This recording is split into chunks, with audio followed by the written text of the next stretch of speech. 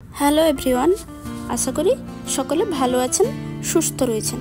আজ বুধবার, এখন বাজে প্রায় সকাল 7টা। আজকে একটু মর্নিং ওয়াকে বেরিয়েছি। আকাশটা কত পরিষ্কার আজ দেখেছেন, একদম ঝকঝকে ওয়েদার।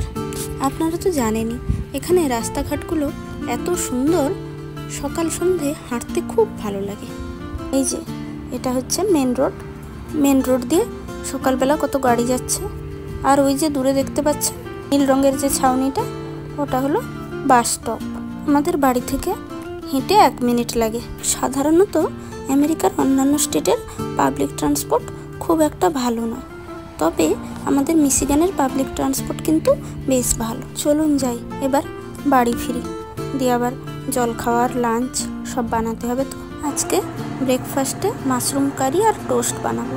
প্রথমে আমি মাশরুমটাকে ভালো করে ধুয়ে জল ঝরিয়ে গলানো বাটার, হলুদ গুঁড়ো, লঙ্কা গুঁড়ো আর পরিমাণ মতো লবণ দিয়ে 10 থেকে 15 মিনিট রেখে দিলাম। এরপর কড়াইতে তেল গরম হলে একটু গোটা জিরে দিয়ে দিলাম। জিরেটা একটু ভাজা ভাজা হয়ে গেলে আগে থেকে কুচিয়ে রাখা পেঁয়াজগুলো তার মধ্যে দিয়ে দিলাম। পেঁয়াজটা একটু ভাজা হোক, ততক্ষণে গ্রেভির জন্য আমি একটু মশলা বেটে নিচ্ছি। প্রথমে কয়েকটা কাজুকে একটু বেটে নিলাম।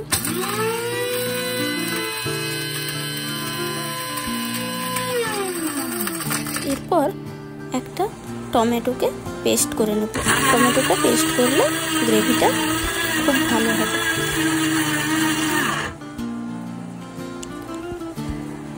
এই দেখুন আমার টমেটো বাটা হয়ে গেছে। এতক্ষণে ওদিকে পেঁয়াজটা ভাজা হয়ে গেল।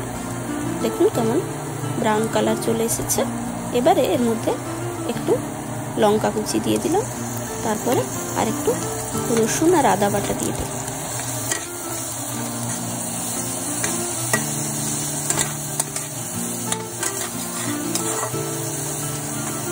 আদা রসুনটা ভাজা ভাজা হয়ে গেছে। এবার একটু হলুদ গুঁড়ো দিয়ে দিলাম। আদা রসুনের কাঁচা গন্ধটা চলে গেলেই এর মধ্যে আগে থেকে বেটে রাখা টমেটো পেস্ট আর কাজুর পেস্টটা দিয়ে দিলাম।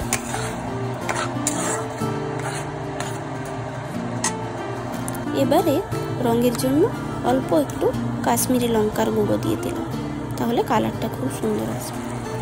এই দেখুন এবারে মশলা থেকে তেল ছেড়ে গেছে। এর মধ্যে ম্যারিনেট করা মাশরুমগুলো দিয়ে দিলাম।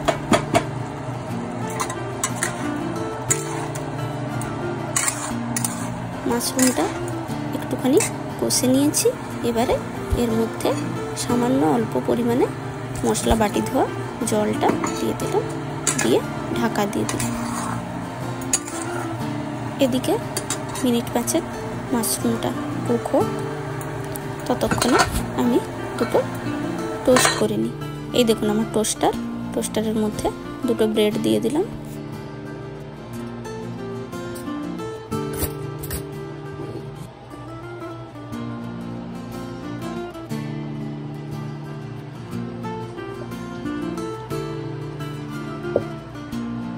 টোস্ট হয়ে গেছে। এবার দেখি ওদিকে তরকারিটা হলো কিনা। একদম মাশরুম কারি রেডি। এবারে আমি ওপর থেকে একটুখানি কসুরি মেথি ছড়িয়ে দিলাম, তাহলে স্মেলটা খুব সুন্দর আসবে। এই দেখুন আমার একদম restaurant style mushroom curry ready. দেখতে খুব সুন্দর লাগছে, তাই না? তাহলে চলুন যাই, এবার ওকেও খেতে দিয়ে দিই। আপনারা সবাই ভালো থাকবেন। দেখা হবে পরের কোনো ভিডিও। টাটা।